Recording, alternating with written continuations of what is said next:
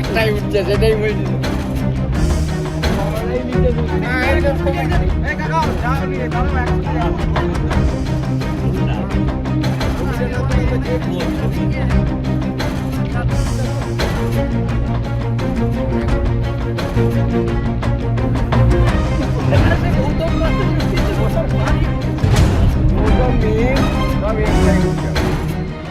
ওপারে জল এপাশে জল, মানে কি করে সাহস করো? ছোট বাচ্চা, গরু বাছুর, ছাগল, মুরগি, আমানকার কোনো সাহস বলতে নেই।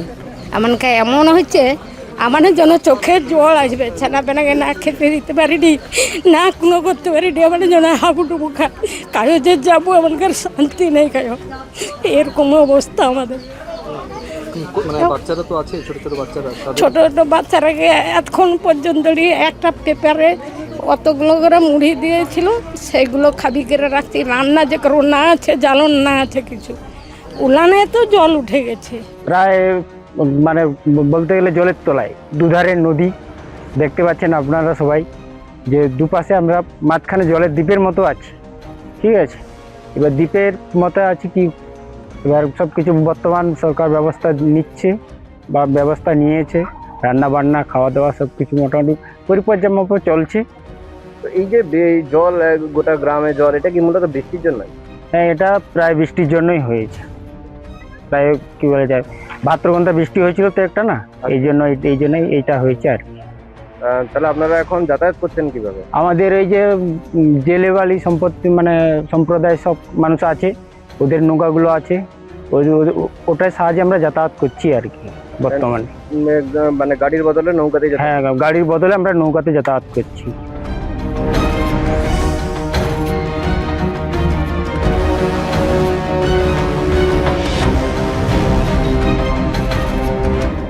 डूबा हुआ है पूरा एरिया, तो लोगों का बहुत सारे तरीके से परेशानी हो रही है। एक तो उनका जो क्रॉप है वो पूरी डिस्ट्रॉय हो गई है, प्लस बारिश के मौसम में कीचड़ वगैरह पूरा है ही। इसके अलावा स्नेक बाइट, ये सब का दिक्कत है। बहुत अच्छा चीज़ एडमिनिस्ट्रेशन की साइड से ये है कि अभी भी बिजली यहाँ पर लोगों के पास आ रही है। हम लोग यहाँ पर आए हैं, इश्यूज सुनते हैं और जितना हद तक हो सकता है उतना एड्रेस करने की कोशिश करें। পরিস্থিতি একেবারেই খারাপ, কারণ মানুষের জীবন যন্ত্রণা এখানে প্রচুর। এটা আজকে প্রায় 15 দিন ধরে এদের চলছে। আগে তবু কিছুটা রাস্তা ছিল, কালকে যে মুকুটমণিপুরে ড্যামে জল ছেড়েছে, স্বাভাবিকভাবে আরও ভাসতে আরম্ভ করেছে। কালকে রাত্রেই ছিল যে একটু আরও বেশি বন্যা হবে। স্বাভাবিক এখানকার মানুষের জীবন যন্ত্রণা প্রচুর। এটা আমি একটা কথা বলবো, গত গভর্নমেন্ট তাদের পরিকল্পনাবিহীনভাবে চলার জন্য এই ম্যানমেড বন্যা হচ্ছে। আমার নারায়ণগড়ে বন্যা হওয়ার কথাই নয়, এই 2 বছর দেখছি এটা হচ্ছে। এটা খাল সংস্কার করা হয়নি, এখানে পাড়, আমার কেলেঘাই নদীর পাড় বাঁধানো হচ্ছে না। আমাদের যে রাস্তা করা হয়েছে, যথেষ্ট রাস্তায় জল নিকাশির ব্যবস্থা করা হয়নি, ফলে এই বন্যাটা হচ্ছে। আমি প্রশাসনকে বলেছি, এসডিও সাহেব আছেন, আমাদের বিডিও সাহেব আছেন, আমাদের ওসিও আছেন। আমি প্রশাসনকে বলেছি এটা মূলত এসডিও সাহেবকেই দেখতে হবে, বিডিও সাহেবকে দেখতে হবে এই ম্যাটারটা, যে এই কাজগুলো আগে করে দিতে হবে। আমাদের দপ্তর আছে, টাকাও আছে, কাজ করেনি, টাকাগুলো তুলে নিয়েছে, কোটি কোটি টাকা নষ্ট করেছে। আর এখন মানসবাবু বড় বড় কথা বলবেন, উনি দেখে যান কি অবস্থা উনি সেচমন্ত্রী থাকাকালীন করেছেন। এই মুহূর্তে দুর্গতদের জন্য কি ব্যবস্থা নেওয়া হয়েছে? দেখুন, এদের রান্নার ব্যবস্থা করা হয়েছে। আগেও আমি অনেক ত্রিপল দিয়েছি, প্রশাসন থেকেও দিয়েছে, এমএলএ হিসাবেও আমি দিয়েছি, আবার বিডিও দিয়েছেন, এবারে বিডিও দিচ্ছেন, এমএলএ হিসাবে আমিও দিচ্ছি। সবাই, এসডিও সাহেব এসছেন, আরেকটু বেশি পাওয়া যাবে, ওনাকে নিয়ে এসেছি। আবার এসডিপিও পথে আসছেন, আরেকটু বেশি পাওয়া যাবে।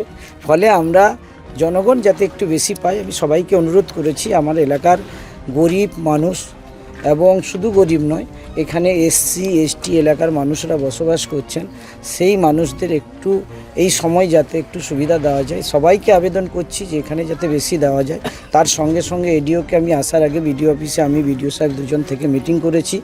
আমাদের ডিএমও একটা মিটিংয়ে ছিলেন ভিডিও কনফারেন্সে, সেখানেও আমি বিডিও সাহেব দুজনেই, এসডিও সাহেবও বলেছেন, সবাই বলেছি যাতে একটু রিলিফ পাওয়া যায়। সবথেকে বড় কথা, চাষটা পুরো নষ্ট হয়ে গেল। আমন চাষ আমাদের এখানকার সমস্ত পাবলিকের নষ্ট হয়ে গেল। 2 দিন আগে রয়েছে, ধান চারা আর পাওয়া যাবে না। স্বাভাবিকভাবে চাষ করতে এরা পারবেন না, তার ক্ষতিপূরণ দেওয়া, কারণ ক্ষতিপূরণের যে বিমা সংস্থাগুলো থাকে তাদের অবস্থা অত্যন্ত খারাপ। তারা আরও 10 দিন পর হয়তো আসবে। আমার অনুরোধ সবার কাছে, ডিএম সাহেবকেও বলেছি, আজকে এডিওকেও বলেছি, আমি গিয়ে আবার তাদের জেলা দপ্তরে ফোন করব। এসডিও সাহেবকেও বলেছি, বিডিও সাহেবকেও বলছি যে আপনারা ওদের এনে আগে তদন্ত করে দেখে না হোক। তারা যখন তদন্ত করতে আসে, এটা আমি ডিপার্টমেন্টের থেকেও দেখেছি, এমন সময় এই বিমা কোম্পানিগুলো আসে, তাতে তাদের ক্ষতিপূরণ দেওয়া যায় না। তাই অ্যাকচুয়ালি কী ক্ষতি হলো দেখে প্রত্যেক মানুষের যেন ক্ষতিপূরণ হয়, এটা আমি সরকারকেও বলেছি এবং আমি নিজেও মুখ্যমন্ত্রীর সঙ্গে এটা কথা বলবো।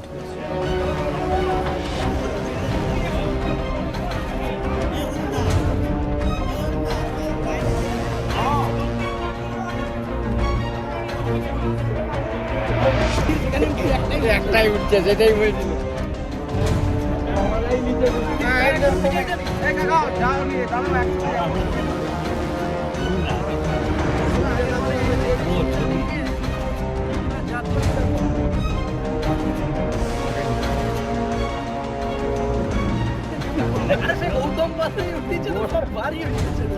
গৌতম মিট সব একটাই উঠছে।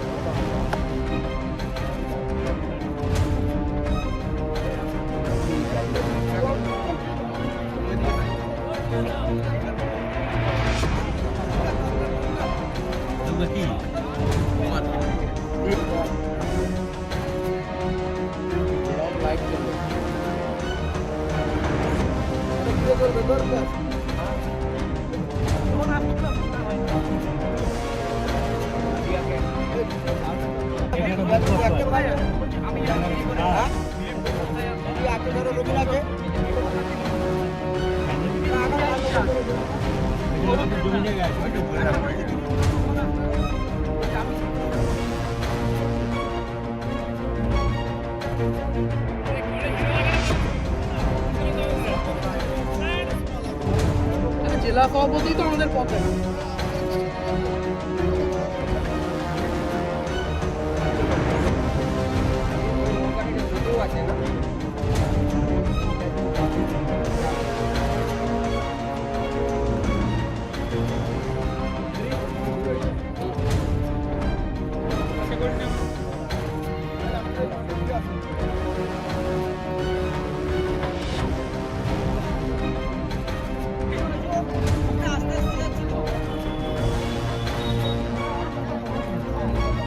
আসতে চলো, ওই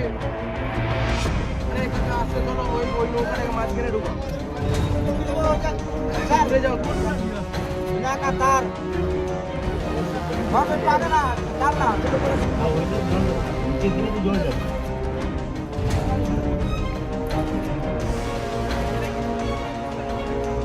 এখানে একটু ওয়েট কম আছে, ওয়েট কম আছে।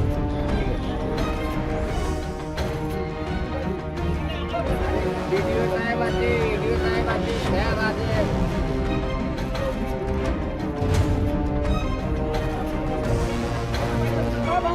তুমি চলো, এক পিছিয়ে আছো। আর দরকার নেই, জানা দরকার নেই।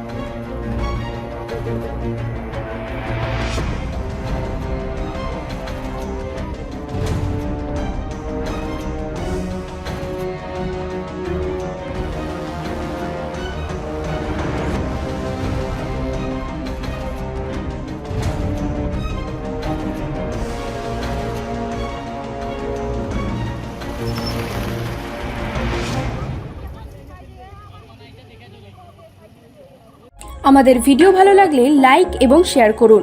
কমেন্ট সেকশনে গিয়ে জানান আপনাদের মতামত। আরও ভিডিও পেতে আমাদের চ্যানেল সাবস্ক্রাইব করুন এবং প্রতি মুহূর্তে খবরের আপডেট পেতে প্রেস করুন বেল আইকন।